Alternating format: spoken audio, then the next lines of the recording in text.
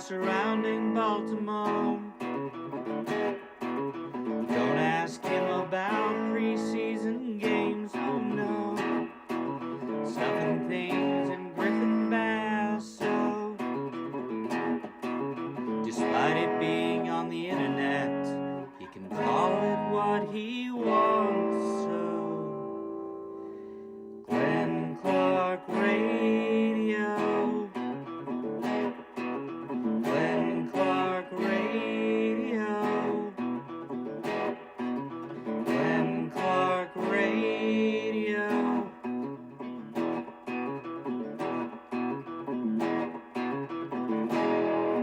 Duke sucks.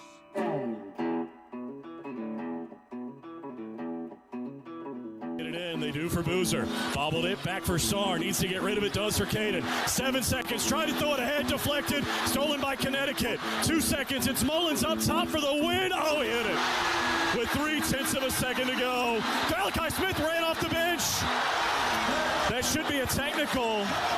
But with 3/10 of a second to go, Connecticut has the lead, 73-72. Should really be a technical. They should look into that. They should look into that. They should get, and I said this last night on Twitter. I just want it to be known because I'm a man who believes in fairness. That should have been a technical on Malachi Smith. Absolutely right. He's a villain. Absolutely right. Should have been a technical. So what I think, and this is, look, man, you guys know I'm not much of one for doing the right thing by Duke, but I'm willing to. I think they should be gifted 2 free throws at the start of their Final Four game next week. Wow. All right? That doesn't seem fair. I think it's the right thing to do. When they, in whatever game they play next week. Well, the thing is, I think they should be gifted 2 free throws to start the game. Hey, the words you're looking for are thank you for your fairness. Yeah. And also, where's your voice? Yeah. You don't sound, well, I guess. I sound awful today. Awful. I think I don't know. We were talking before the show. I was like, oh, you don't sound too bad. I guess you weren't. Using the events of last week have caught up to me. Screaming at opening day. Yeah, that not necessarily that. So I want to tell you a story real quick. Look, man, I'd like. I'd like to come on here and just yell and scream and F Duke, and maybe later today, if my voice comes back when we do reading Glenn, there'll be a little bit more of that. But my voice is not with me today, so I just don't have that in me. But trust me, I am enjoying our national holiday. There's so few times that we as a people are able to celebrate together and share in a moment. And oh my God, this one was delicious. But there's a caveat to it. I'm going to quickly tell you this story. So like a month ago, our friend Brian Powell reached out to me and said, I have an extra ticket to the Elite Eight game in D.C. Oh. Do you want to go? Why didn't Brian ask me? And I said, absolutely. I'm in. Right? And like, I thought about it. I just said, yeah, man, you know what? You got it. It's a Sunday. I don't have work. By all means, I'm in. I'm with you. We're going. So last week, Brian just checked back in with me, and he was like, hey, man, just making sure you're still good to go. And I didn't really talk about it on this show, but like last week, there was a lot, as you would imagine, there was a lot going on. We, of course, were doing the opening day broadcast. I was working some extra shifts at WBAL. On top of that, I had some lacrosse responsibilities. But the real thing that I didn't talk about that was going on in my life is I also I was eulogizing. We were celebrating the life of my aunt who passed away, and we were having the memorial on Saturday. And I didn't really discuss it much other than unfortunately I had to take off a couple of jobs this week, and so I talked about it with those folks. But other than that, I didn't really talk about it a lot. And so it was just a lot. It was a very difficult week. Like I had to write the eulogy. It's when I unfortunately have had to do this a lot in my life. I think because of what I do for a living. Like whenever anyone in my family passes away, someone I know, I'm oftentimes asked if I will do the eulogy. And it is such an important thing to do that you're never going to say no. You're always going to do it, but that it's so important that you want to make sure you do it right. And so on top of everything else work-wise that was going on last week, I was trying to write a eulogy, and I I was just kind of mentally exhausted. Like, I was just drained. And so Brian reached out last week, and he said, hey, man, you still good? And I was like, you know what, man? Yes, I told you I'd be there. I'll be there. But if you know someone else who would really want to go, and I told him, I'm like, I've just had a tough week. It's been a lot. I would understand if you had somebody else. So on Saturday after the funeral, at the memorial, my wife and I decided we were going to go out to dinner. We just had this long week. And at dinner, she said, hey, what are you doing tomorrow? And I was like, well, I think I'm going to the basketball game. I had a couple other people reach out to me about things for Sunday, and I was like, no, I'm going to the basketball game with Brian. I hadn't heard back from him. But then I was like, I better text him. And I texted him, and Brian was like, oh, no worries, man. I got you. Somebody else is going to go. And for a split second, I was like, I really want to go. Like, I really want to go. I could do a whole bit. For those that don't know, Brian is a big Duke fan for whatever effing reason. Brian Powell? Yeah. It's so Why? stupid. Why? It's a very bizarre. It's he's like he's the most Navy barreling- football, Hopkins lacrosse, Duke basketball. Never in a million years. I'll never understand. And the Patriots and the Red Sox. So, like, it's what it is. Yeah, and yet he listens every day, right? Like, we talk about Navy football and sometimes Hopkins lacrosse, but we don't talk about any of the those other teams. Love the guy. I couldn't love Brian anymore. Everybody knows that. He organizes our bracket pool every year. He's been incredibly helpful for everything we've done charity-wise. He's a friend. We love Brian. But there was a part of me that was like, this would be a good bit, right? Like, I could go and we could make content out of it. I would be the number one UConn fan for whatever reason, and I would be in Brian's face the whole game. And so, yeah, I missed it. I could have been there. I would have been able to talk about it for the rest of my life, but I didn't go. I didn't go. Now, look, I stand by. I had a lot going on in my life. Can I share this angle? I can share this angle, right? If it's, I don't, with that logo up in the corner, I would not. Okay. All right. I would not. I just don't want us to be kicked off. That's all. Griffin got us kicked off recently. He didn't realize the Olympics would. I realized they were, There's like certain things they don't mess around with. They just don't. Security. They don't care how many seconds you play. It is their property, and they will kick you right off the internet for doing it. So we don't mess around with that. But I could have been there, and obviously in hindsight, I'm more than a little bummed. I'm more than a little bummed that I wasn't. I had a great day with my kids. Instead, I went and I took my son on his Cub Scout hike. His troop was leading the Cub Scout. Just as good. Just as good. Played pickleball for a little while. We had a really nice day. Nice. Got in some Sunday night tennis on top of it. In fact, I don't know how I didn't die as a 42-year-old man. I went to the gym in the morning. I went on a hike. I played pickleball, and I played tennis yesterday. I don't know how I'm alive. But, yeah. Yeah, really thinking about it. Now, the other joyful part of the day, we went, between all of those things, we went to lunch. And my older son informed me that he picked Duke to win in his bracket, to win the tournament. Sure. A lot of people. And I said, I think I had one. Maybe I said, probably two. I said, at least three. Are you rooting for Duke, you son? You're out of the will. You're not going to well, he's not going to college. I'm like, you're not. You think you're getting a car? You're not getting a car. That's not happening. No chance at all. So we're watching the game in the afternoon. And I remember thinking, at halftime, I was like, man, it's such a shame that both these games total suck. blowouts. Yeah. A few people, I think, our friend Jeff Schwartz said. Can I use this one? Yeah, I think we're okay on that one. All right. I think that one's fine.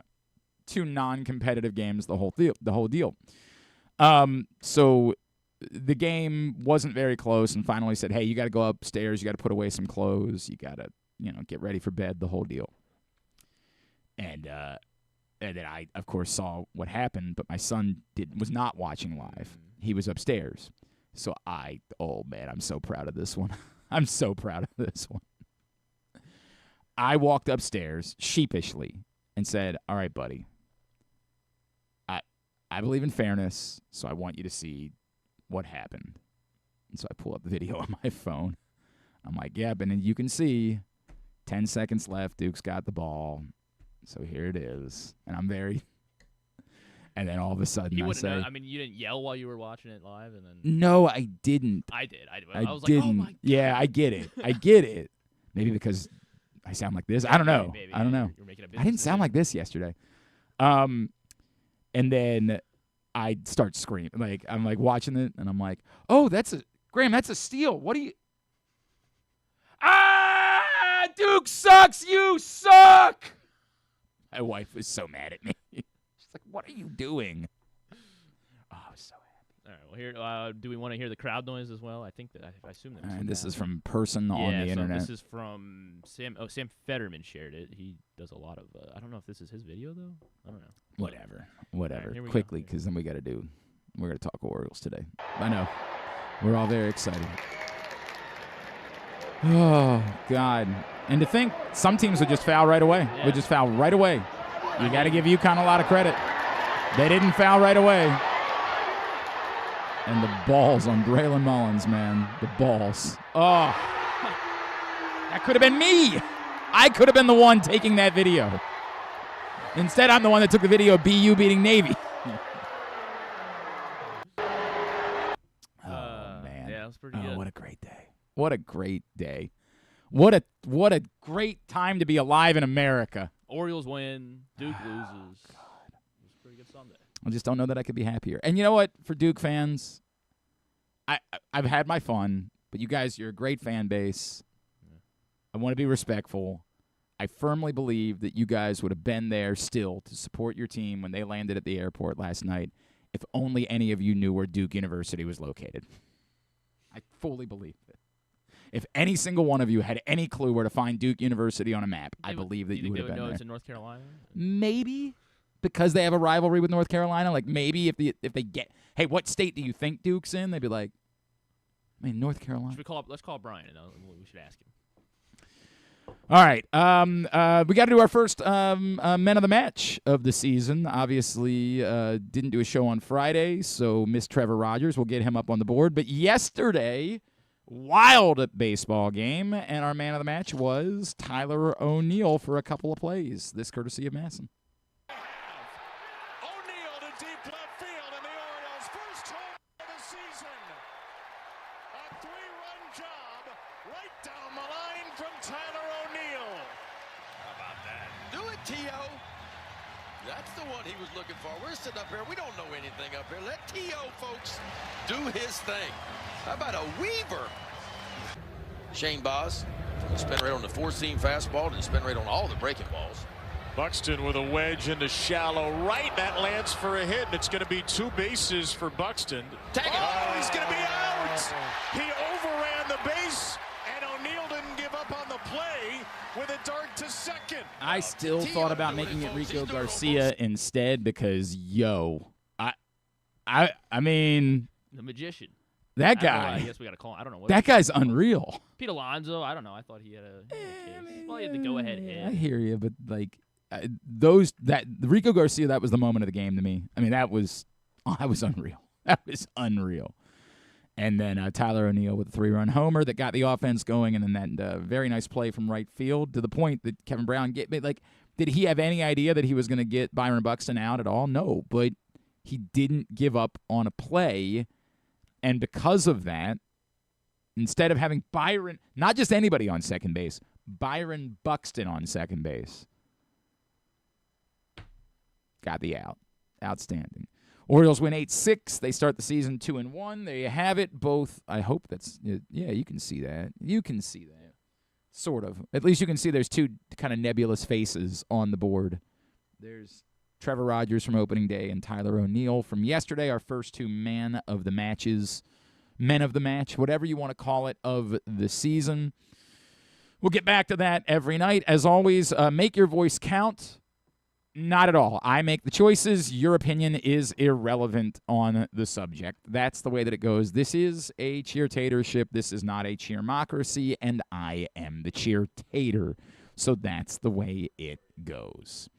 Today's show is brought to you by Live Casino and Hotel Maryland. There's still one more week of Mania remaining, as this week, Saturday and then Monday night, there'll be determining who wins the title. The best place to watch all of it is Inside Sports and Social at Live Casino and Hotel. 100-foot media wall, great food and drink specials, just steps away from the FanDuel Sportsbook, and, of course, great interactive activities, prizes, giveaways during the course of the games. Live Casino and Hotel. For March Mania, no better place to be.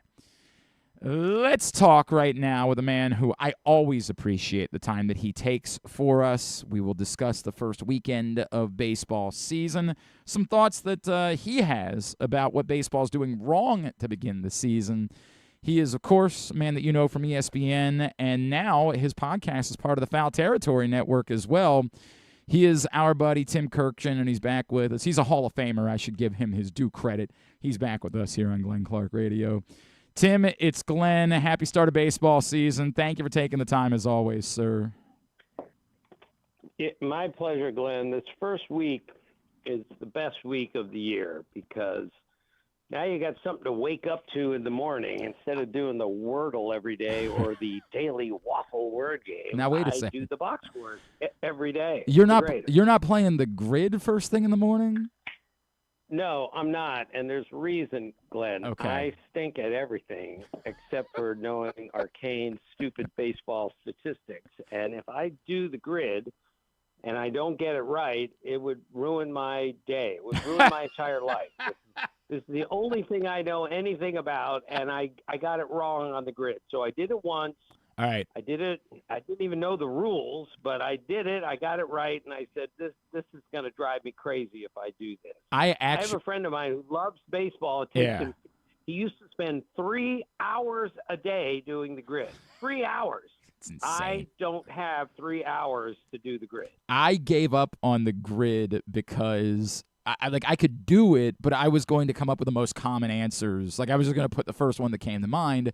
I don't know if you know my buddy Patrick Stevens, who was at the Washington Times for forever and now he covers the Nats and the Orioles for the AP, but he is like sub 0.1% on everyone that he puts on the grid, and I was like, all right, forget it. I'm never going to be that. This is an exercise in futility for me. Yes, and it's fascinating, and I love anyone that wants to do this because it gives them a better understanding of the sport, which I'm all for.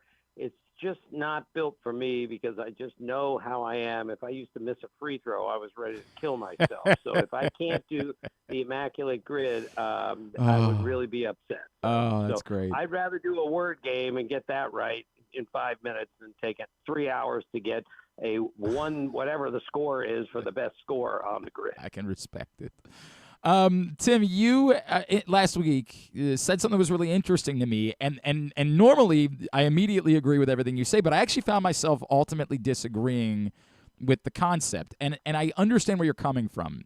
That for the sake of baseball, your idea is opening day should be a day where all of the teams are playing, that everyone has the same opening day, correct? Yes, and I was asked the question point blank. And again, I'm also 69 years old. I was asked the question, did you used to love it the way that the season opened in Cincinnati every year with a parade? Right. The answer was an emphatic yes. Yes. So that's what I said. I also acknowledge that I am realistic about where we're going, and growing the game by starting it in Korea or Australia or Japan is good for baseball. So therefore I'm okay with it. But if you ask me, I would love to start every season with a parade in Cincinnati, every team play on opening day, but that doesn't happen anymore, and it will never happen again. Can I live with it? Of course I can. But I was asked, would you rather have it the old way when you were growing up? The answer is yes, but that doesn't mean this way is bad or incorrect. There's a lot of things I would rather have it the way they were when I was growing up. I'm definitely, and I'm turning into the old man yelling at clouds at this point in my life, Tim. But to the point that you make, one, I think every city should have a parade. I think that's the thing that Cincinnati has gotten right that should be replicated, right? Like, it is, like, I would say that, unfortunately, like opening day in Baltimore, and I had a great time, but it's obviously more for adults, and we think about like the drinking and the partying aspect of it, and I would like to see it more of an event for everyone and for families to have a touch and be a part of. I actually think the parade is the coolest thing in the world, and I think that every city should have a parade for their opening day. Yeah, I agree. It's a national holiday for dopes like me who only have a few interests in life. Parents take their children out of school to go to a day game on opening day, which is why I love opening day games. I saw something on X, Twitter, whatever we call it. I'm not very good on that, by the way. But this guy is an older guy who's got two daughters. They look in the picture, they look like they're like 12 and 10. And every year he takes them out of school on opening day, and the three of them, dad and the two girls, watch baseball all day and most of the night to just get the whole feel of opening day. I thought that was like the coolest thing in the world, that dad would tell the kids, I'm coming to get you at noon today at school, and we're coming home to watch baseball as a family. That sounds corny to some people. It sounds glorious to me. I appreciate everything about that. The only reason why I ultimately ended up separating with you, Tim, is because it strikes me that, to me, opening day still really is, and this to me speaks to like the regional nature of baseball. And I know that everyone wants their sport to be like what the NFL is, but it's just not that. And I think that part of what makes baseball great is the regional nature of it. It is hard to get the average person to care about the Sunday night baseball game. I know you guys had it for a long time on ESPN. It's not a knock. But yet every game that your team plays matters, and we're all in tune with it. And because of that, to me, opening day isn't necessarily the first day of the baseball season. It's really, to me, when your team plays their home opener, and obviously not everybody can do that on the first day of the season. And so I guess that's why I ultimately kind of don't feel as strongly about it, because I don't think you can make the first day of the season the day that matters as much as the home opener for every individual team being the day that matters. Right, and that's well said, Glenn. And don't think I don't understand that, because I went to the Orioles on opening day, and then I did the games on a game on the radio Saturday from Toronto. So their opening game was an opening night on Friday night. The Giants and Yankees opened on Wednesday night. The Blue Jays didn't open until Friday night, but it was still an enormous event because it was their opening day. They did the flag, they did the AL pennant, all that. It was a fabulous ceremony it was emotional. John Schneider, the Blue Jays manager, told me the next day, he got all choked up because his children were on the field and it was a family thing and everything. So, look, I am so realistic about this. I'm not upset about anything. I just like the fact that teams all play on the same day, but that's never going to happen again, and I can certainly live with it because we had a fabulous first weekend in baseball. Speaking of which, I think nothing got more attention this weekend, obviously, Tim, than ABS did. And obviously the scenes of C.B. Buckner and Cincinnati stood out. Here in Baltimore, we had a wild Sunday of ABS challenges and Derek Shelton getting rung up. Is it adding to baseball, the entertainment value of what we're seeing ABS-wise? Is it too much? Is it maybe proof that, as you and I have discussed before, I think we need to go further and just get all of the calls right so we don't have these things pop up? Yeah, I had a major league manager tell me this spring. I said, what do you think of ABS? He goes, I'm okay with it. But he said, I think we should either not have it or we go all the way. This is kind of an in-between kind of situation, and I don't think we should have it if we're not going to get all of the calls right. Mm-hmm. He also told me, and I've seen this in the games that I've done, that he said the strategy on when you challenge sometimes can be more important than the actual playing of the game. Right. He said that would be unfortunate if the strategy on when you tap your helmet is more important than, when you put the hit and run on, which we never do anymore, or steal a base or whatever. So that's just a warning that he thought, boy, the strategy of this is more important than the strategy of the game. And I don't think that's what this was invented to do. The other thing I think we're going to find out is the umpires are better than we think. Most of them are – that job is so difficult to do. Average fan has no comprehension how hard that job is to do. We need to help the umpires, but I think ABS is also going to show us they get more calls right than we think they do. Tim Kurkjian is with us here on GCR. Tim, I agree. I come back to my opinion, with no disrespect to the umpires, is sort of I want to get all the calls right. I just do. Like I think this is because I'm a tennis guy at heart, Tim. That was my sport, and I think it's just been so wildly good for tennis. I know we'll never have a John McEnroe again, right? Like we won't have that, but it's that simple. Get the call right, move on. That said, is the entertainment aspect of the challenge, going to the screen, is that good for baseball? Is it adding something that the sport hasn't had and getting fans more involved? And can that be beneficial even if it's not perfect? All right. I don't think it's a great thing for fans and for the game that, we have to wait for a computer to tell us whether we can celebrate or not. Now, having said that, I did the Blue Jays game on the radio Saturday for ESPN Radio, and Dylan Cease, who was unhittable, by the way, as have so many other pitchers so far this year, they challenged, and he got strike three. And when the umpire announced strike three, after they reviewed it, he thrust his hands in the air, walked off the field like with his arms raised, and the fans went crazy. So that moment was really good for baseball, but I'm just not sure that, that's going to stay like so unique and so different. I'm just not sure it's a great thing for baseball, but I certainly don't think it's a bad thing that they are getting more calls right. I understand the argument that you just made. It is nicer to just have the big moment, strike three, celebrate off the mound. Everybody's involved. I don't disagree with that inherently.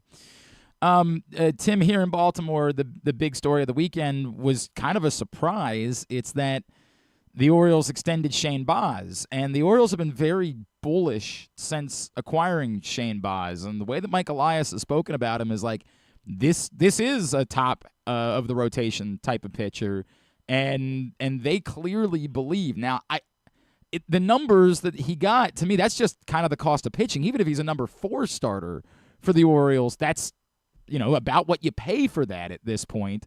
So I'm not really worked up about, but how high are you on what, it wasn't great yesterday, but how high are you on what Shane Baz could be, and what do you make of the Orioles now having knocked out at least a few extensions, something that they had done so rarely in their past? Yeah, I think most really successful franchises identify the players that they're going to win with down the road and get them extended as quickly as possible. Sometimes it doesn't work. A lot of times it does work. And in Shane Baz, 3 years ago, I had an executive in the game who really understands pitching tell me, this guy's got one of the best arms in the game, and he's going to be a 20-game winner someday soon. And it hasn't happened yet, injuries and everything else. So there is no way the Orioles would have extended him unless they saw that there is a high ceiling there and there is true greatness there. It just hasn't happened yet. But when you have a great arm, you always have a chance. Now he's got to figure out the rest, and I think he will. But when you start locking up your best players long-term, as long as you lock up the right ones, I think it's a great thing for the team because it shows everyone, including the other players on the team, if you do your job and you do it really well, you're going to stay here, and that really matters to the camaraderie of a team. I still would assume that you don't think that can be done with Gunnar Henderson at this point, now 3 years away from free agency? Well, I think if you want to win long-term, you got to sign him. And again, easy for me to say because it's not my money and right. He's going to get a ton. But if you're going to win long-term, he's your best player. And he plays a premium defensive position, and he's a great kid. I mean, what else would you want? So will you have to overpay to keep him? Of course. Everyone overpays to keep players and get players, but I think he has to be the number one priority moving forward is getting him signed long-term. Tim, to me, the question, again, and I don't know, maybe Scott Boras says, I don't care what the number is. It's not happening. Don't bother. Don't call. But is there a reason why the Orioles, if it costs something, I don't even want to say that Vladimir Guerrero Jr., but I mean, like, that to me is sort of where we are. I don't think you're getting the Bobby Witt number at this point. He's too proven. He's too close to free agency. If it cost you something along the lines of what it cost the Blue Jays to do this with Vladimir Guerrero, is it worth doing that and making that type of calculated risk on Gunnar Henderson? Yeah, I think it is, but I repeat, it's not my money. Right, so it's easy easier. for me to say you have to keep your best player. I just know the Blue Jays have a different look at things now, and I saw it all through the postseason. I covered every one of their postseason games.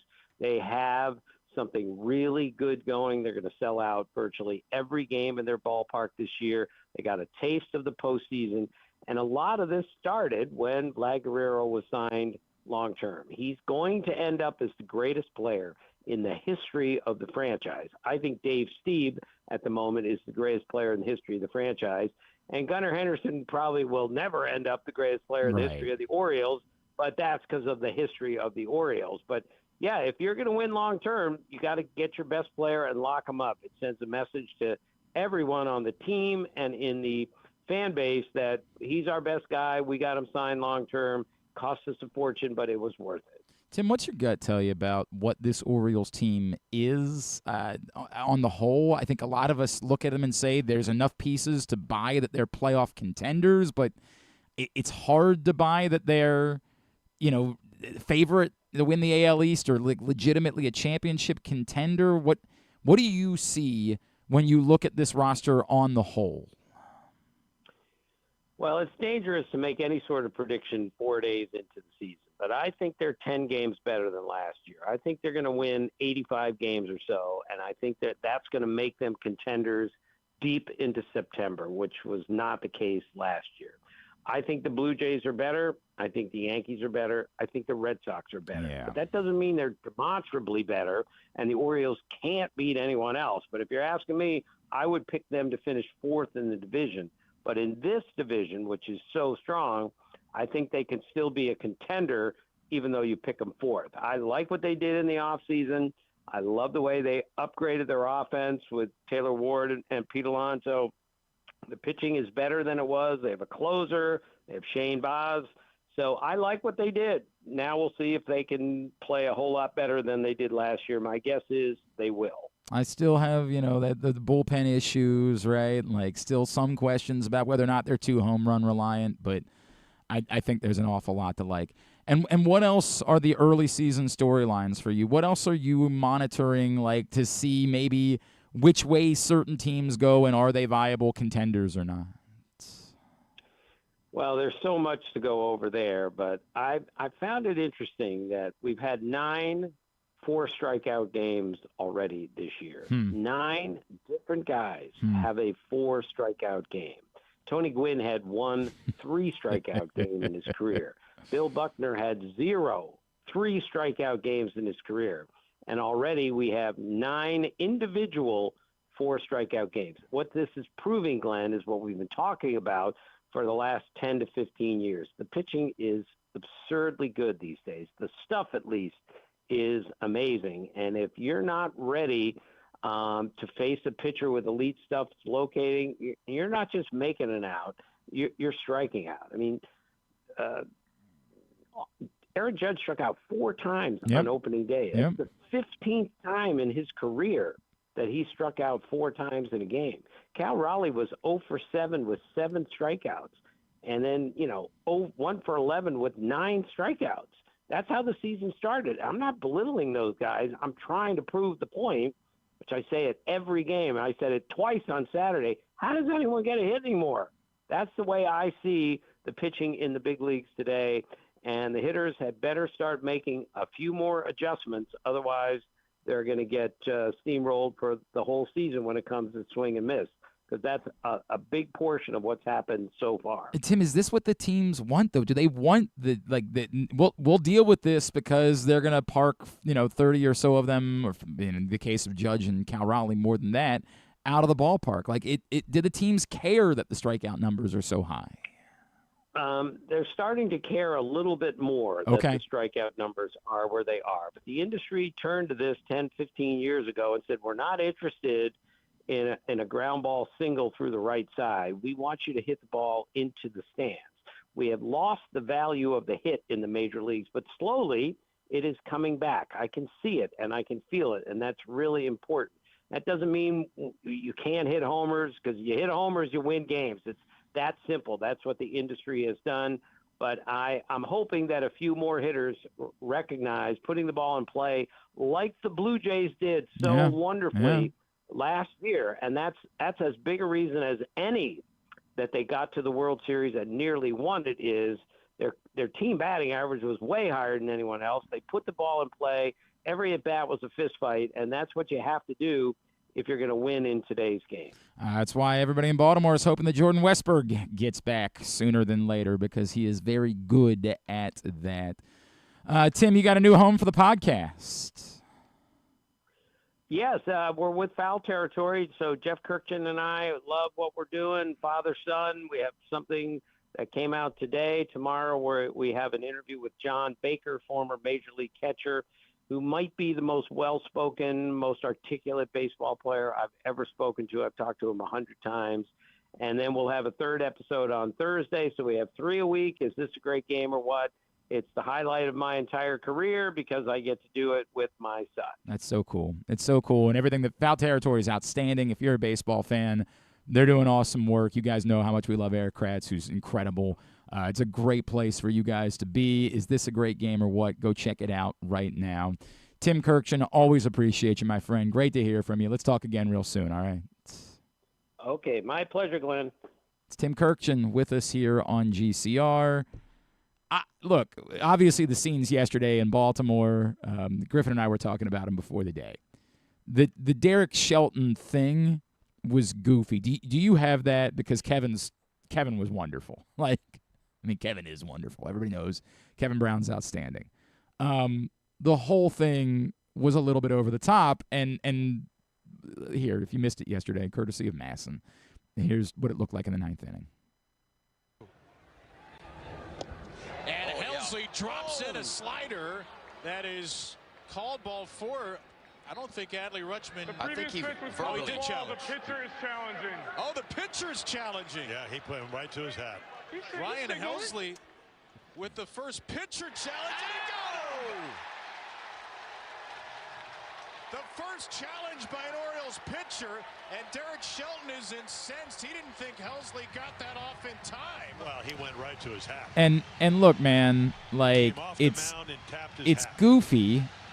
It's goofy because it's pretty clear Derek Shelton just didn't see that Ryan Helsley immediately went to his hat. But it's goofier than that, because when you break it down, essentially what Derek Shelton is arguing for is the right for the call to be wrong, which is it's goofy. It's dumb. This is some dumb baseball stuff. I'm furious because I want the right for the call to be wrong. And this inherently is the flaw in ABS. And look, the whole scene yesterday was kind of entertaining. We talked about Rico Garcia earlier.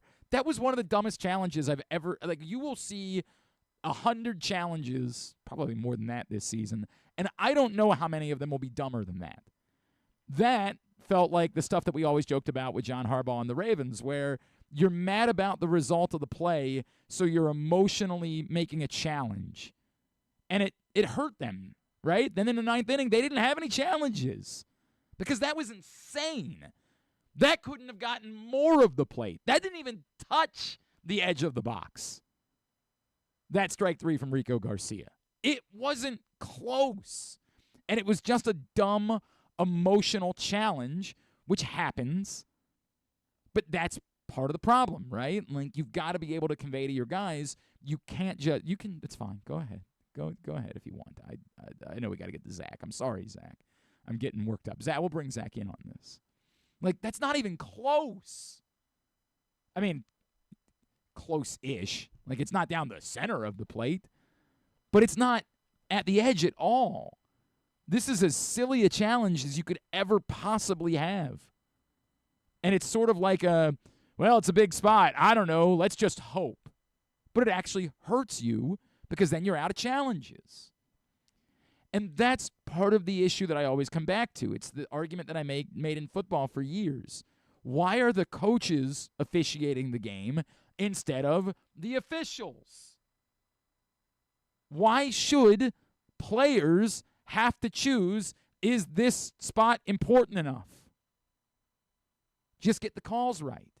So yes, was there great entertainment in the first week of ABS in baseball? The thing in Cincinnati was wildly entertaining. Wildly. With C.B. Buckner.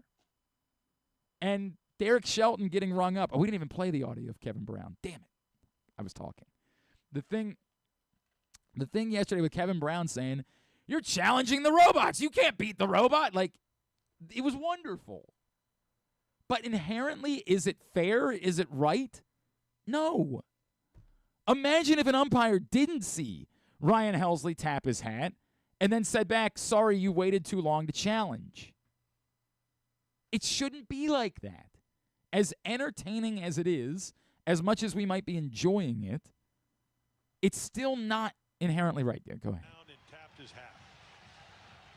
Laz Diaz is yelling at Derek Shelton to get back. And the runner, Keyshaw, will be sent back to first. And Derek Shelton's been thrown out.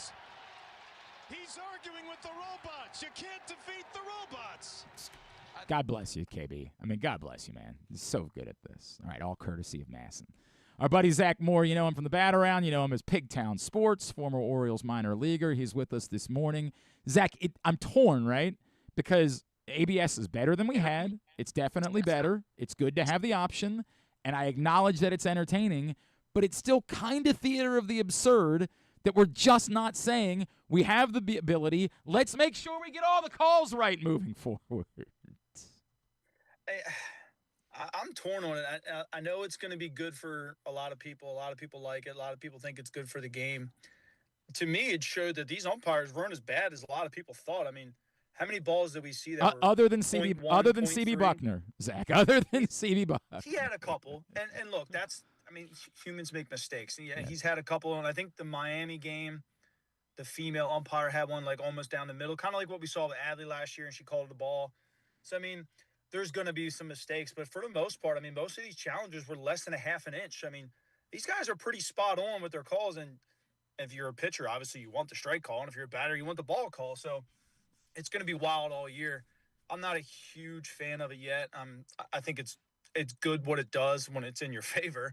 It's horrible when it's not in your favor, but yeah, I think it's a lot of theater, and it also takes away like a big strikeout too. You got to wait a half a second for a challenge. So like it kind of like kills the momentum a little bit too, but I don't know. What you just brought up there is part that I hadn't considered, which is also the idea that like a runner could be going in a strike three situation. You call it a ball, and so the runner's got to go back, and then it turns out it was a strike. There are unintended consequences that come from this, and I acknowledge it, but I still want the calls to be right. I still, in my heart of hearts, want the calls to be right. And to your point, I get it. A couple of those yesterday were, the sliver, just the nose hair was enough to make it a strike. I understand how close they are. We're not really furious about the ones that were 0.3 of an inch outside the zone that were called a strike. That wasn't the part that pissed us off, and that wasn't why it existed. But I still come back to, but just get the damn calls right. Just get them right as much as we can. So do you want like fully automatic umpires? I do. Zach, I know you and I probably haven't had the conversation. So a lot of people know that my sport was tennis, right? Like that was my sport. That's what I played. It was what I was very good at. And it's what I enjoyed watching, honestly, basically more than any other sport in the world. And when they brought in Hawkeye, it changed everything. And there was awkwardness in the beginning, but now it's second nature. Now it's so simple. We don't even need lines people anymore in tennis. We can just go play and get the calls right. And there's no John McEnroe anymore. There's no screaming at the umpire. It's just go play tennis. And it has been so wildly good for the sport. that I kind of accept it and say, I understand the way we've done things in baseball, but I would rather do it this way. I would just rather know it's a strike or it's a ball. It's not someone's opinion. It's not, you might just have missed it. You didn't have whatever it is. I would just rather get the calls right eternally. And so, yeah, I'm in favor of fully automated balls and strikes. What happens when it goes down during a game, though? Because it's going to happen eventually. Well, and by the way, I think you need to have a fourth umpire anyway. You're going to have plays at the plate at some point during the course. True. Like, I still think you need to have 4 umpires, and the umpires can be mad that they're less important because they don't get to call balls and strikes, but like, you still need to employ them, right? In the playoffs, we stick umpires down the right and left field lines. Yeah, you're right. That might be necessary like one time during the course of a game, but we do it anyway. I still think you'd need to have home plate umpires during the course of a game. So to the point, if for whatever reason the system goes down, then you got a home plate umpire there, you let him finish the game, and that's that. I actually don't think it's all that difficult. I probably agree with you, honestly. Well, look at this. All right, cool. Thanks, Zach. Appreciate you, bud. Your thoughts on let's start with Shane Baz as far as the Orioles go. I think that there is talent there. I am not worked up about the numbers of what they gave Shane Baz. Like, we know how much pitching costs in baseball. If Shane Baz is only ever a number 4 starter for the Orioles, that's about what it costs to have a decent number 4 major league starter. So I have no issue at all with them giving him the extension. I've just sort of been taken aback by how bullish Mike Elias has been in the way that he has discussed Shane Baz and tried to suggest that, hey, we did go get top of the rotation pitching in the offseason. We got Shane Baz. I don't know that I see that part of it. Is there a high end to Shane Baz where we look back in 5 years and say, this might be one of the greatest deals the Orioles ever gave out? It could be. I mean, he struggled pretty bad with command yesterday. I will say that it's only his 3rd start ever below 60 degrees. So, I mean, you got a Texas boy who's been pitching in Florida, so it was a little different for him. Excuse me. But, I mean, didn't have a complete command of the knuckle curve. Fastball still looked pretty decent, but he was still missing some spots. But I think all in all, he was probably a little jacked up. I mean, coming to a new team, you're already, trying to impress everybody. And then you sign this deal before ever even throwing a pitch. I'm sure some nerves were pretty shot. And then you got to think about, a 9-pitch, 9-pitch first inning. I'm sure he was all amped up and then had to go sit down for a bit, come back out in the 2nd inning, just wasn't sharp at all. But I was very pleased with the fact that he limited the damage and kept the team in the game, completed 5 innings. Like, that unraveled last year, in my opinion, no matter who was on the mound, where you were giving up 5, 6, 7 runs quick, and you were out of there by the 2nd or 3rd inning, and your bullpen was just shot after that. So I was pleased to see that he had the mental maturity to kind of complete 5 and buckle back down. I pulled the stats a little bit. If you count the center field double that Beavers lost in the sun as a hit, which technically you have to, the only other 2 hits were 77 miles an hour off the bat. So they didn't hit him the rest of the day, basically, after that double. But I think the double play with Mayo, I think, was like 90 off the bat, which isn't even considered hard hit. So he pretty much limited the damage the rest of the day, which is really good to see, especially from a young guy in his position. But looking back 5 years from now, I actually really like the contract. I mean, Paul and I talked about it last night. When you think about what the qualifying offer is right now at 22, 5 years from now, it's probably 27, 28, likely. 100%. So you've gotten a pretty good arm for less than the qualifying offer for five straight years. So you got to kind of applaud Mike for that. Like you said, regardless if he's ever above a 4. I mean, because 4s are getting qualifying offer nowadays. Correct. That's why I can't. There's no way to be down on the deal. There's no way to be down on it. The only part that I'm down on is sort of the bullishness that Mike Elias has used in describing Shane Baz, which maybe he'll be right. I just sort of don't see it, but that's okay. Like, you need number 4 starters too. Like, your number 4 starter should not be, with all due respect, Cade Povich going into a season. You need to have qualified major league number 4 starters, and if that's what Shane Baz is, this is a fine number. It's a fine number to be paying your number 4 starter in your rotation. Zach Moore. I think he's got some stuff to get better too. I hope you're right. I really do, and I hope that's the case. Zach Moore is with us here on GCR. I want to follow up on 3 different things that just came up there, because I think the other part of it is just, I think there's a part of Orioles fans that like the idea of extensions. That's a good word. Yeah. I don't think that it means that there's going to be one coming for Gunnar Henderson. I think we know there's a massive difference between 5 years and 67 for Shane Baz and what the number would be for Gunnar Henderson to get done. So I'll phrase it this way, because I don't think it's, look, first of all, you're dealing with Scott Boras, right? Like, you're not getting any discount at all. No. The only way to do this is to figure out what he would get as a free agent in 3 years and say, we'll pay that to you before then. Like, we're going to pay it, and we're going to give it to you earlier than that in order to get it done. So I ask it this way. If it required something more along the lines of what Vladimir Guerrero got, would it be worth it to the Orioles? Is that a risk that they should take? A more demanding position, more risk, in order to try to do everything in their power to make this happen to sign Gunnar Henderson? Vladdy, is going to hit year in, year out. And he plays an exceptional first baseman. So I think he got every penny he deserved. Gunnar, I think, I'm a homer, and I think we all can admit that. But Gunnar, I think, is still a great player. But do you question if he's ever going to stick at shortstop?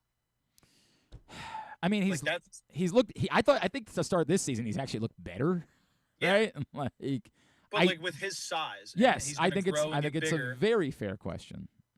I mean, they moved Cal Ripken of all people. You know what I mean? So it's a fair question to ask, and you got to take that into consideration because, look, Manny made a lot of money out in San Diego, and I'm not saying that Gunnar can't make a lot of money at third base, but is he, obviously shortstop's a prime position. You're going to pay more for a shortstop. My fear is they say, hey, in 5 years from now, we think you're probably going to move back to third base, and we're going to try to pay you that. And it could cause an issue with Boras. I don't know. But like you said, figure out what you're going to pay him now, and you probably have to add 10% on top of that just to get it done early, because that's just how Boras operates. Yep. He's got a number in his mind, and the thing with Gunnar is he's being fed all this too. So he's being told hey, you're worth $500, $600 million. Let's hang on. He's a young guy. He's going to listen to that, obviously, and yeah, I think it might be worth it. This year's a big deal, though. I think he's got to prove it again. Even though last year was down power-wise, he still played well defensively. Yep. He still hit for average pretty well. He hit well with runners in scoring position. He did all the things you want to see in a guy that you want to extend. I just think he needs to kind of take that next step this year, add on to that a little bit, add back to the power a little bit, keep continuing to get better on defense. And then you say, okay, we've seen 3 solid years of this, gotten better every year defensively. Let's go ahead and throw that big chunk of change out. Now, if he takes a pretty big step backwards defensively, I think you may have to maybe wait another year then, because you don't know if you're going to move him back to third, and everything changes. But it's going to be tough regardless with Scott Boras. It's not going to be fun. He has seemingly talked to the Orioles more than he ever has. He was actually in Baltimore on opening day, or his camp was in Baltimore on opening day. They did talk to Gunnar's parents for a little while. So they're there. They're actively talking with the Orioles, which is good. It makes me think that the Orioles, I mean, they finally came out and said that they gave him a contract last year. They're trying again, and they're trying to iron out numbers and whatnot. I think it's probably worth it. You can't have another Machado situation where your best player leaves. How do we talk to our kids about Anthony Nunez, Zach? How do we? Yeah. Just tell him to pay attention to him. Maybe wear his number during Little League. I mean, I'm just kidding. I really do wonder how bullish we should be, right? That was filth. It was filthy. That was pure filth. And for as many questions as we have about the bullpen, and we should, and unfortunately, look, I'm not going to overreact to Tyler Wells. I still think that Tyler Wells is going to prove to be a very reliable arm as the season goes on. My God, what are we watching with this guy right now? Yeah. No, it was good. I mean, and he had the poise and the confidence to stand up there and do it 2 innings in a row, which was really nice. And I mean, to think that this guy was a position player. Like, and it was almost like the Michael Givens story. Michael Givens was drafted as a shortstop. I used to stand there when he would tell them, like, hey, I can't hit. I want to pitch. And they obviously didn't listen to him for a while. But Nunez being a two-way player, I mean, obviously he's pitched at a higher level than Givens ever did, in college. But it's just it's good stuff. It's good stuff, and he's got confidence in himself.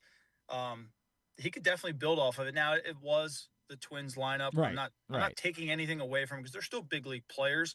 But it's not Aaron Judge and Juan Soto's of the game and Vlad. So a little bit different, but a good confidence boost regardless. You keep throwing the ball the way you did, and it moves to Aaron Judge like the way to these guys. I don't think Aaron Judge has taken him 450. So I mean, yeah, it's exciting. He's just got to have to build off of it. He's a rookie. We're going to have to expect some kind of regression at some point this year. He's probably going to come in and walk a bases loaded situation. It happens to everybody in baseball. But I'd be pretty bullish on him right now. Man, I mean that stuff was unreal. You brought up the Mayo double play that obviously that definitely. I am the biggest proponent of umpires need to call out of the base paths more often, Zach. Like, I think it's insane sometimes that we just sort of say, well, there are no base paths. Like, you can go, the base path is wherever the runner says it. Like, we need to be a million times better about it. And yet, even I know that wasn't out of the base paths. But still, whatever. The question is really, we go back to the play he made on opening day. Are you starting to buy a little bit more into Kobe Mayo, defensive third baseman? I've always heard that Mayo could catch the ball. He struggled throwing the ball. So he's, regardless of how impressive or whatever that call would or should have been, the fact is it was a bang-bang play. He stayed down on the ball, caught it first like you're supposed to do, and then came up and tried to make a tag. He could have rushed that and just completely missed the whole thing. That would have been the Kobe Mayo that everybody was expecting to see. Or botched the throw afterwards. He kept it all together and just looked good. He looks confident out there at everything he's doing offensively and defensively. He just looks like a guy who's just out there playing baseball right now. He's had good at-bats, right? Yeah. And, maybe the results haven't been great, but, the at-bats, to me, have been very good to start the season. Yeah. Yeah, he's staying loose. He's staying tall. You could tell and it maybe last year because he never knew when he was going to get in the lineup, what position he was going to play. Yeah. He always had to look over his shoulder. Now it's maybe like, hey, maybe he has been told, like, hey, this is your job for 3-4 weeks. Like, give me everything you got. Let's see where this goes. And he's finally got confidence to say, like, hey, if I make a mistake, I'm coming back out here. It's not a big deal. And he can finally play. And it's good to see. It's good to see, especially him getting off to a hot start. I think Kobe's always been a very confident guy, which is you need to have that in the big leagues. But to get off to a good start, make a couple really nice, fine defensive plays, it's going to help him kind of build into a good player to kind of hold that down or take it over. Who knows? He's got the bat to do it, so it only helps the O's the better he plays, that's for sure. Zach, what else is on your mind, either that you've already seen that you think is worth discussing or that you're most interested in the next week or two? Just two things for me. I mean, Adley looks good. Yeah, no doubt. Looks tall, standing up straight. I did a little bit of tweeting this morning about his stance and stuff, some of the changes that he'd made between last year and this year. They seem pretty small, but it's working. Bat speed's up almost, I think, 2.5 miles an hour, too. And then the starting pitching, I was pretty surprised that starters went 17 innings this series, which I think, what I put was like 9th most in baseball or 6th most in baseball, which surprised me. And a lot of people made a lot of, they were worried about the strikeouts from the offense. They were only ranked 15th most with 29 Ks. So other teams have got it a lot worse. Yeah. But Aaron Judge and Cal Raleigh are out here lifting up the entire league. And look, the offense did struggle first 22, 25 innings or something. Yep. They look pretty bad. Yep. But it was mainly Taylor Ward, Pete Alonso, and Gunnar Henderson. And those are guys that they're proven big league players. They're all-stars. They're going to figure it out. So, I mean, they were at one point, they were 1 for 24 together. And up until that, when we hit that 5th inning or whatever. But as a collective unit, the bottom of the lineup picked it up. They were getting some hits. They were driving in some runs. They were doing things that complete lineups do, picking up the other guy. But they also had the 8th most walks this weekend. And I think the 9th highest on base percentage. So while it looked pretty ugly, it was not terrible. I feel like the approach lineup, 1 through 9 was a lot better. They were using the whole field a little bit. They were definitely working counts. They were being aggressive when they needed to be early.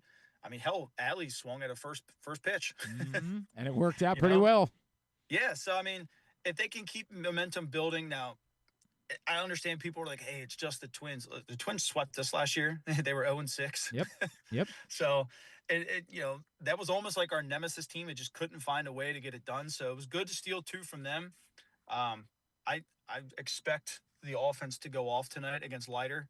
Of course, now they probably won't, now that I said that. But, I mean, the guy likes to throw in the zone. He likes to throw a lot of fastballs in the zone. And let's be honest, this team likes to hit fastballs. So hopefully they get on track tonight and we'll get like 10, 12 hits or something before Leiter gets out of there, which is probably too much to ask for. But I'm excited. I think everything looked the way that we expected it to, but I think the starting pitching looked a little bit better than we expected to. Trevor Rogers looked great. I mean, despite the fact that I didn't think he had his best stuff, right? No, I don't think all the 3 of them did. Yep.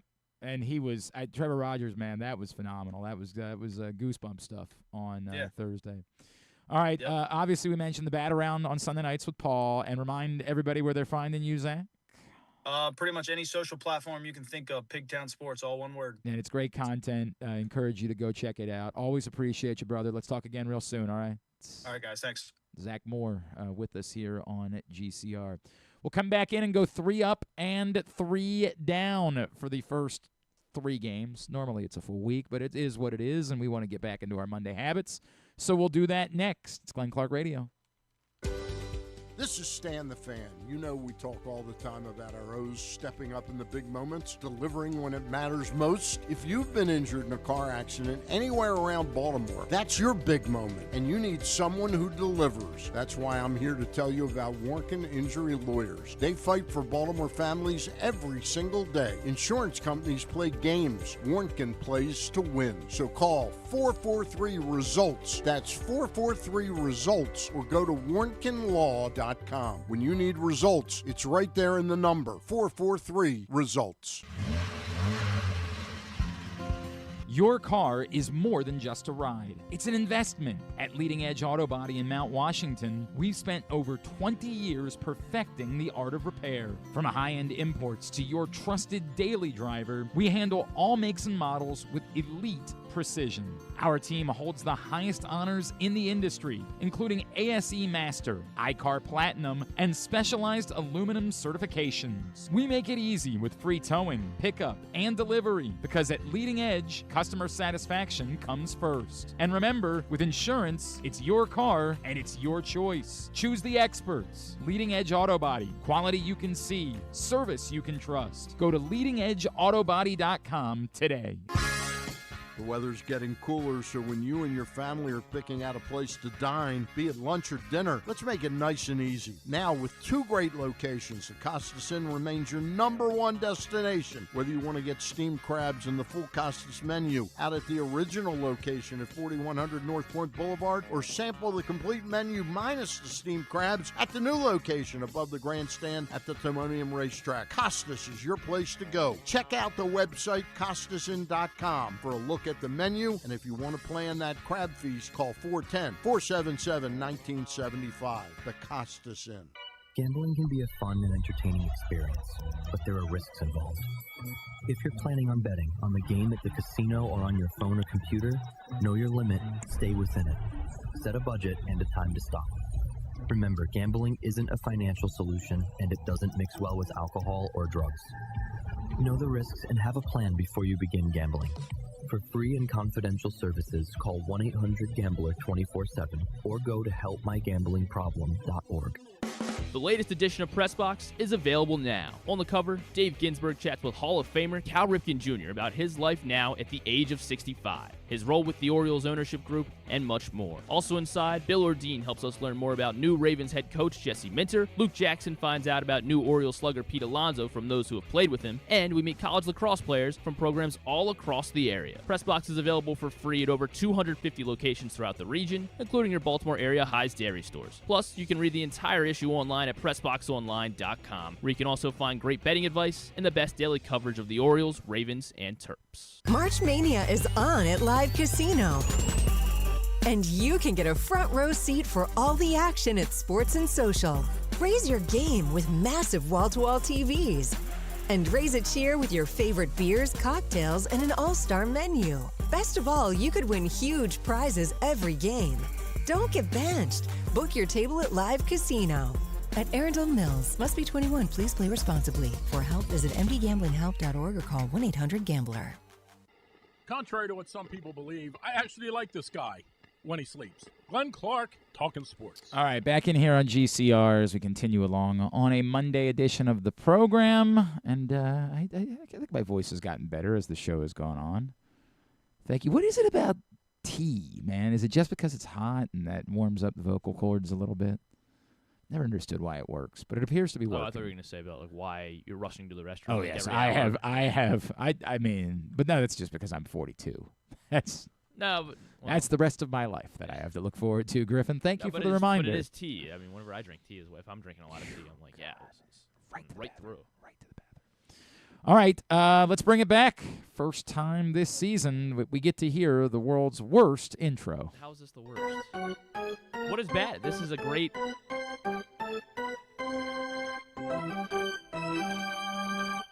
Three up. And 3 down. No, I get it. I get it. It's Go ahead, make your own. Sure. I'll get right on that. All right. 3 up and 3 down is brought to you by the Stan the Fan Variety Hour. Stan, Ross Grimsley, and Luke Jackson will be getting together today at 3:30 to talk Orioles, recap the first weekend of the season. You'll be able to watch it live, Facebook.com/PressBoxSports. If you miss it live, YouTube.com/PressBoxOnline or PressBoxOnline.com/video. And as always, Stan shows are brought to you by the Costas Inn with 2 great locations, the OG in Dundalk and the new one in Timonium, as well as Warnken Law. Just as I said, I thought my voice was getting better. I'm straining again. You'll be Son of a We're bitch. almost there. I got to do another show today. Yeah. Okay. Well. Anyway, 3 up and 3 down. Should I fill in for you on that show? You make it Griffin and reading Griffin. Yes. Yeah. You know, maybe it's time. Maybe it's time. All right. Where are we beginning? We're beginning. Do we start down or do we start up? Do we tear down to build up, right? Don't we? That's what we do. Yeah. I've done this before. It's my segment. Number 3 for down is going to be Tyler Wells. It was not a good start to the season for Tyler Wells, as in 2 appearances he allowed 2 earned runs, 3 hits, and 2 walks. That's a whip of 3.00 and an opposing batting average of 0.429. It was disappointing because I think somebody else that's going to be on this list hurt him on opening day, but it's not a great start for Tyler Wells. I am not concerned about it. I think he's going to be a reliable arm. Just not a great weekend. Tyler Wells is number 3.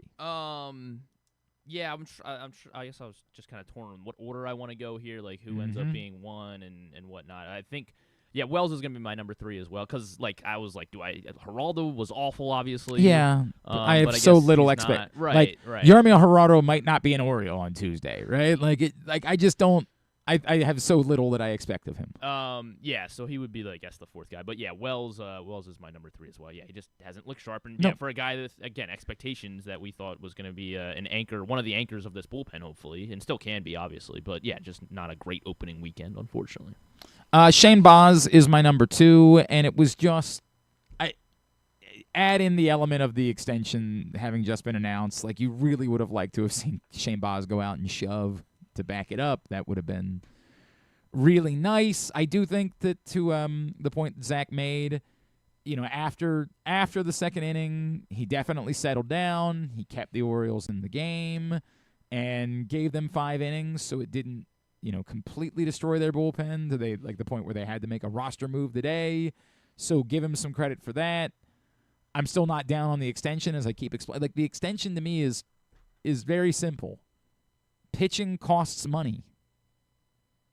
Whatever Shane Baz is, if he's a major league starter, this is a fine amount of money to pay Shane Baz. I'd like for him to be better than that. And it would have been cool, given the timing of the extension, for him to go out and to deliver. Yeah. He didn't. That's a bummer. No, he's number 2. Yeah, I tried to not let that overshadow it because, obviously the extension and then him starting and not looking great. But I left him off my list because he did, as he was able to get through 5 1/3, and it's not like he was just kind of getting hit around, and it was really just that one inning, and the defense kind of failed him a bit as well in that inning. So Shane Baz escapes my list, and I went with 2 batters. The Jeremiah Jackson thing, he couldn't. You don't expect him to make that play. That's a hit. Well, but like Mayo, tagging it like that, them letting the run score on the throw to third, and just I don't know. It was just he got hit hard that one inning. Really is the way it felt. And he was still able to bounce back afterwards. So I went with 2 batters. Taylor Ward will be my number 2. He's my number 1. Gunner's my number 1. Yeah, I get it. I just the thought error. it's so funny you say that. I guess it didn't hurt them. It didn't hurt him, and I really thought he played well defensively for the most part for the first 3 games, and that's why he avoided my wrath. This it's time, such a little sample size, and he struck out I get out it. with the bases loaded. I get it. I do understand. And he's the one guy you wanted up. I assure you, I thought a lot about Gunnar Henderson. Yeah. I thought a lot about him, but I thought he played well enough defensively that he just avoided it for me. But I thought a great deal about him. Taylor Ward was my number 1. They both struck out 6 times. I get it, but then it's what happened in left field on opening day. That can't happen. And it's a little bit the way he misplays the ball to begin with, but fine, I get it. That's kind of a quirky corner now because the way the ballpark is built. It's everything to do with what in the entire F was that throw. That I want Pete Alonso to stop the game like he did in spring training and go scream at him. Dude. We are not, and God bless, right? Because Tyler O'Neill had no reason to think he was going to get an out yesterday. But just playing the game the way it's supposed to be played. Fire it in. Massive. On Thursday, that throw from Taylor Ward was as dog-ass as... Is this the play? Yeah, go ahead. You want sound? I don't need sound. It's not it can just be... I think we can all see Byron Buxton... I understand that. It's not about that. It's his first start. I guess he's played with the Angels probably in that. I don't care about... But what is that throw? He's lobbing it in. Okay, yeah. What's the difference if he? I don't if he know. Throws it hard. He's not. Who am I thinking? Yoenis Cespedes out there. I understand that, cannon. But that doesn't. I'm never going to be okay with that. You're a veteran. You're supposed to be setting the tone. He's at the warning track. I understand. Step into your throw. The left fielder typically has the weakest arm of your outfielders, right? All of the above can be true, and it still doesn't excuse the lack of effort. The result is what it is. The lack of effort sucks. It sucks. I don't think that's what Taylor Ward is. I think that was frustration about the fact that he didn't play the ball well, and so what it is what it is. Effort, man. That sucked from an effort perspective. And it stayed with me. Taylor Ward's number 1. All right. He's my number 2. Gunner's trying to fight for Taylor Ward. Gunner's the guy we want to give 500. There were 3 games. There were 3 games, and the offense wasn't great for as we just said with Zach. Wasn't great. I just told you I'm okay with Gunner. I'm okay. We're not fighting about Gunner. We're not. Yeah, well, you're just killing Taylor Ward. I'm killing that. That specifically can't happen. They won the game. They did. You're right about that, thankfully. Number 3 on my up list is where I put Anthony Nunez, but I kind of wanted to make him number 1. They lost the game, so it was hard. Holy F, man. I'm dazzled by Anthony Nunez. I'm in love with Anthony Nunez. after 2 innings of work, which probably means he's going to get lit up tonight. If I had to guess, that's normally the way this goes. Damn, you and Zach both think they're just going to die tonight, I guess. No. Zach thinks they're going to get 15 hits against Jack Leiter. I know, but, I mean, I guess you guys are jinxing it, I guess that's the way I should say it. Since you both No, this is a good jinx. If I say he's going to get lit up, then a reverse jinx would be that he goes out and shoves again if he pitches tonight. Maybe. We'll see. Anthony Nunez was friggin' brilliant, man. Like, that was it's like you go to the ballpark to watch a middle reliever type of thing. This is for a very small group of people. You might know that Virginia, who we completely written off in lacrosse this season, stunned #1 Notre Dame this weekend. Well, there you go. Towson's got a transit win over. That's true. Great point. Which wrecks, because next week is the big Notre Dame-Richmond game that was supposed to be #1 versus #2 oh, right, in they, Chicago. Put it, Did they move? It's only some network. Right? They only ESPN Plus, but it wasn't going to be broadcast at all. Like that was the the controversy was it was a neutral site game that was scheduled to have no broadcast. ESPN at least picked it up to put it on ESPN Plus so people could watch it. But so it was ruined. But it was ruined. The play that was made to win the game was made by a kid named Robbie Hopper, who I had been with at Archbishop Spalding for 4 years, and I had tried to explain to people, friggin' Robbie Hopper is a long stick midfielder that you can't take your eyes off of. He's maybe, other than Pat Spencer, the most exciting player I've ever watched. Like, he's insane. Because he's a long pole that plays offense? And the offense part, like, yes, he comfortably plays offense, but he makes plays. Yeah, this is how... is this it? Is this the one? Yeah, this is how they essentially ice the game. Robbie Hopper, freshman, just making a friggin' play to end a game, going over the head on a check. Like, all the terrible things that could happen in this spot. And instead, he just goes and wins the game. Yeah, might be beat. Nope. Oh, wow. Nope. This is what he does. And I watched him do it to all of the best players in the MIAA for 4 years, where he just ruined their day. And I would say to anybody who would ask me, hey, like, what do you see when you're doing Spalding? I'm like, yo, Robbie Hopper might be the most exciting player I've ever seen, and he's a long stick midfielder. Listen to me. You're going to pay money to watch a long stick midfielder play, and that was the way that I felt watching Anthony Nunez on Saturday. He's a middle reliever, and yet now when he comes into a game, I have to watch. I have to watch this kid. Yeah, Robbie Hopper does. No, I want to show his goal too, I guess. You're really excited now about is this you? Are you just discovering Robbie Hopper today? Yeah, I've never heard of him. Dude, it's unreal. It's un-effing real. I mean, anytime you get a long pole. Yeah, long pole goals are exciting in general. This guy's sick, man. He is sick. What a player this kid is. Anyway, Anthony Nunez was #3. That was the point of all. I don't know how we got here, but Anthony Nunez was he's my #3. You're saying Anthony Nunez is equivalent to Robbie Hopper, yeah. That's just guys that you wouldn't expect. He's my #3 as well. Adley's my #2. I think that what Zach said is absolutely correct. He looks confident. His approach is great. The fact that he did it as a pinch hitter yesterday, I think even adds to it, because you're going to have to give – I know we think that he's going to DH on days that he's off, but you're going to have to give him days off. So to be able to call upon him in that spot and for him to deliver, very encouraging start to the season for Adley Rutschman. And a lot of discourse this weekend on Orioles Twitter about Adley Rutschman's throwing, because, the throws haven't been great. But, like, some of the numbers, like the stats, the throws are actually pretty good time. Pop time, you can talk about that, but the actual throw time has been pretty good for Adley Rutschman. It's 3 games. I'm not going to overreact to it. I'm not going to declare that Adley Rutschman is back. But I think it was more important for Adley than I'm more encouraged by Adley Rutschman's first 3 games than I am discouraged by Gunnar Henderson's first 3 games. I think Gunnar Henderson is fine. Right, I'm not discouraged either. He had a bad week, though. Right, I understand that. I'm saying, to me, it's so imperative that Adley Rutschman get off to a good start that it is doubly encouraging the week that he put together.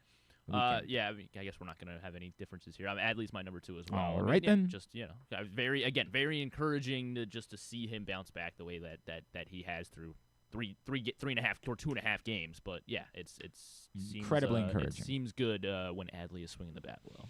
And yeah, look, Trevor Rogers, it was goosebumps, man.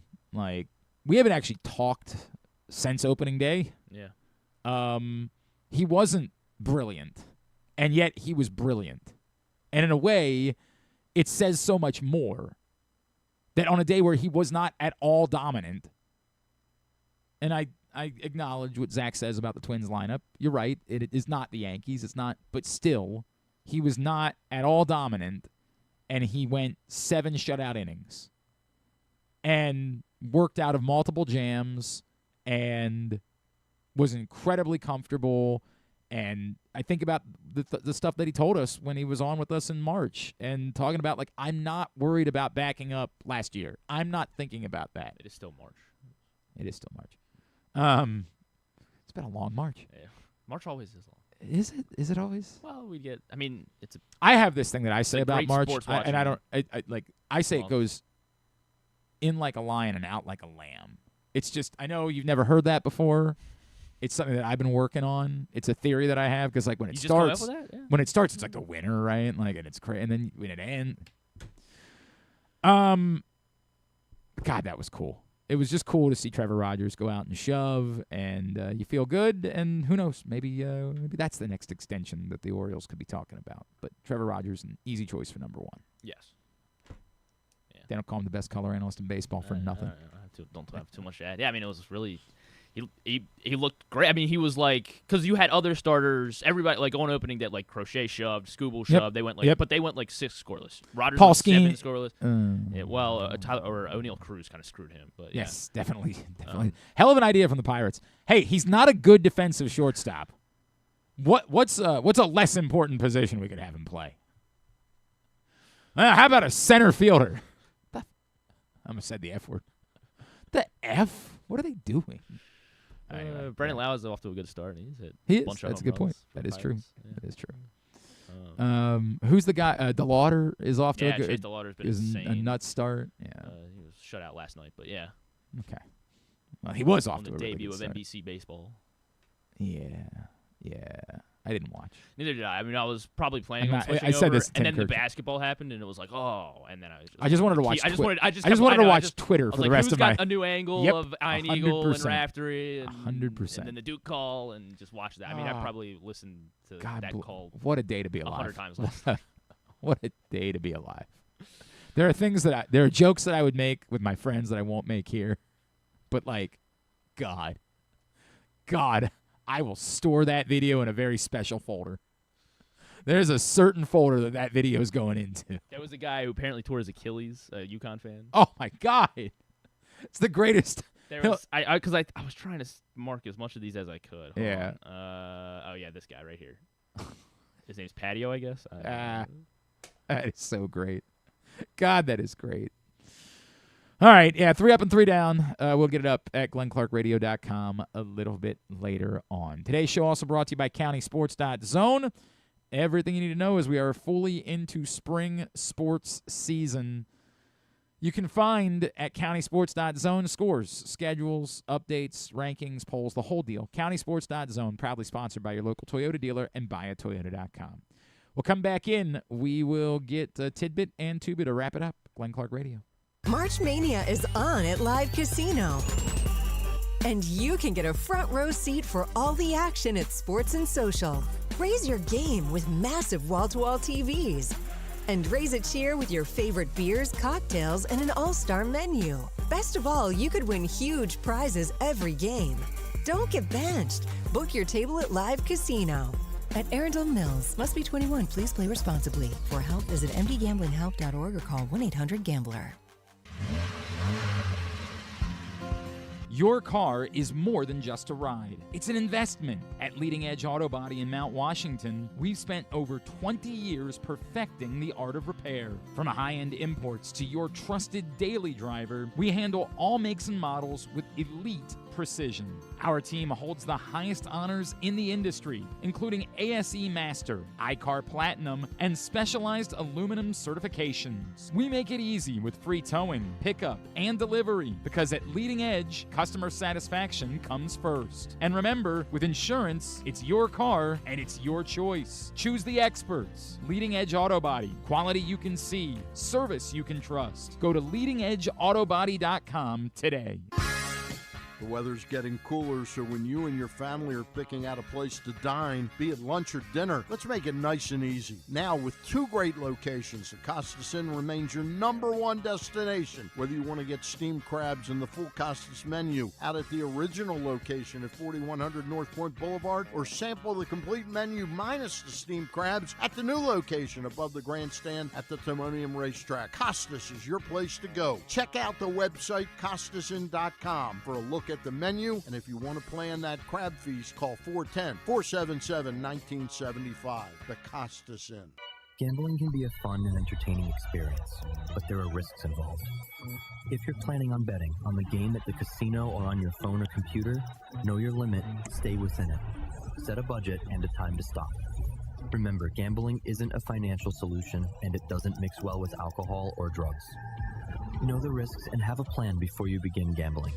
For free and confidential services, call 1-800-GAMBLER 24/7 or go to helpmygamblingproblem.org. This is Byron Warnken. If you've been injured in a car or truck crash, you probably know this is stressful. Medical bills, the insurance company giving you the runaround, you got to get your car fixed. You don't just need a lawyer, you need results. At Warnken LLC, we represent the injured across Maryland. Whether it's a car or truck crash case, medical malpractice, or any other serious personal injury, we fight for maximum compensation for you and maximum ease for you. You don't want to have to deal with this stuff. Warnken LLC has been voted best personal injury law firm in Maryland for a reason. For us, 443 Results isn't just a phone number, it's our mission. Get the advocate that you need. Call us today, 443 Results, or visit us online, warnkenlaw.com. That's WARNKENLAW.com. Make the most out of every day in your Toyota RAV4. Available in hybrid or gas-only models. A RAV4 can get you where you want to go in style. Check out buyatoyota.com for deals on new RAV4s from your local Toyota dealer today. Coming back in here with Glenn and the other guy, Garrett, whatever his name is. You know who they are. We're still talking about the end of the Duke game because we're going to. That's the way it goes. Griffin pointed out that, like, if you look to the UConn bench, one of the assistants is calling for a timeout, and they don't. Thank God for Dan Hurley, he didn't call it. It's not Luke Murray who was calling for it, was it? I don't think so. I couldn't tell. I couldn't tell which one it was because he was like, because Hurley was like towards the baseline for whatever reason, and this one was like more. This assistant was more towards like the center, like a center court. So I don't know what. Mid-court, so I don't know what. I don't know which one it was. Griffin said, could you imagine? If he had called it? Well, do you remember Cliff Tucker's buzzer beater for Maryland? No. You don't remember this? It was quite a few years ago. I don't know what year that would have been. But I'm happy to be educated. You probably would have been very young. Cliff Tucker. Georgia Tech, if I remember correctly, was the game. Yeah, I think I have it. I think I have it. All right. So, Cliff Tucker in 2010. So what would you have been, like 5?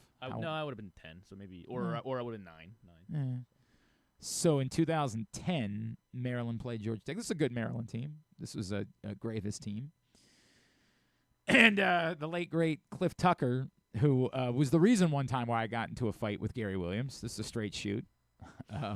I asked him, because Cliff Tucker was like athletically very impressive and someone that could finish at the rim, and I could shoot a little bit. And at one point I just asked Gary like about Cliff Tucker's minutes, and I swear to God he was like, "Oh, what, because you're friends with Cliff?" I was like, "Gary, what the hell?" Anyway, he did that. You don't have to play the audio. I mean, I think everybody remembers. I mean, Maryland fans certainly remember it.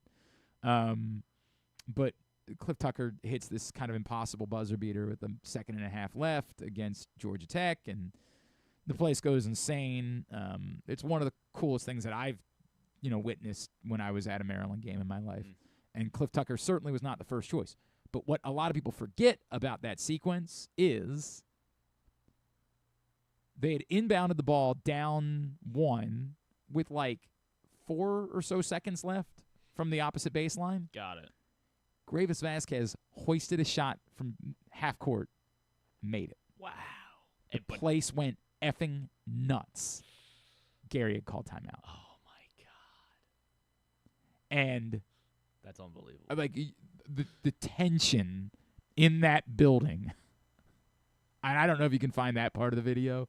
Like the tension in the building, because maybe on the broadcast I wasn't there. I don't think I've ever watched the broadcast. Maybe. So why wouldn't you hear it? Should we hear it then? Oh, I've seen the Cliff part. Okay. I mean the Gravis part. Like maybe it was more evident on the broadcast. This was cut from ESPN, so maybe they might have talked about it. I don't know. They might have mentioned it. This is like the Sports Center hit, I think. Oh, the highlights? Yeah, that's possible. All right. But it would one at home. 19 seconds left. Maryland down 1. Griffin Vasquez in the lane. Yeah, Maryland up out by 1. Georgia Tech responds. Derek Favors, 21-18 for him. Tech up by 1. Now watch Vasquez taking the ball up the court. Time winding down at half court. Yes, game over, right? The officials, though, wave it off.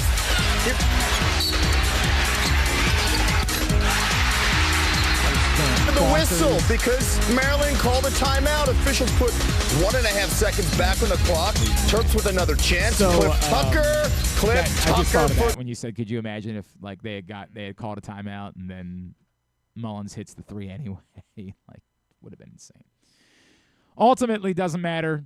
Ha ha, F Duke. All right, now, anything else that we needed to cover from the weekend? Because I got to watch this documentary before I do the show with Rita.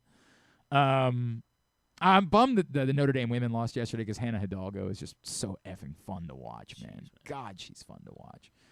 UConn and UCLA in so far. 2 more games coming up tonight. I'll talk about that.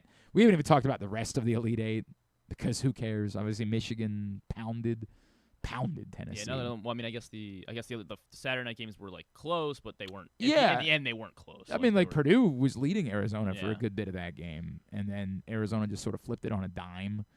In the second half, went on to win. Oh, there was a clip of Hurley saying he was talking to the ref and he was offering him his glasses, and he was like, you need these?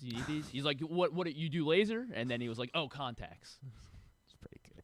That is pretty good. Perfect. I mean, that is pretty good. He's a maniac. Yeah, he's insane. Like I've never been like much of a UConn person.